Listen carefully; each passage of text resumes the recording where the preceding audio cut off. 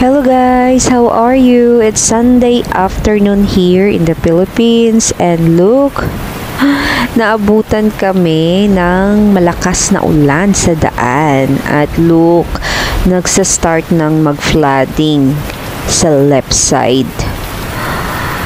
Ay nako, 5 p.m. pa lang yan dito ha, pero grabe, ang dilim na, parang mga around 8 or 9 p.m. na dito sa Pilipinas, but it's already 5 p.m. pa lang yan. Grabe ang lakas ng ulan, tapos grabe, super traffic talaga. Super traffic talaga kanina. Umuwi kami mga nasa 4 p.m.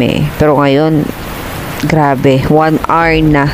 Nandito pa rin. Grabe ang taas ng pila ng traffic. At saka, ang worry ko kasi bumabaha na sa daan. Yan tingnan nyo.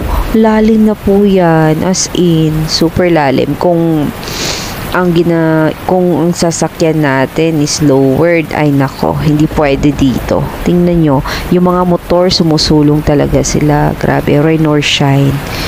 Yan, tingnan nyo. Super lalim na po niyan, guys. Hindi ko alam kung bakit na ganito. Every malakas ang ulan, ganyan na talaga ang resulta. Kaya minsan, nakakatakot mag-drive mag-isa pag ganito ang panahon.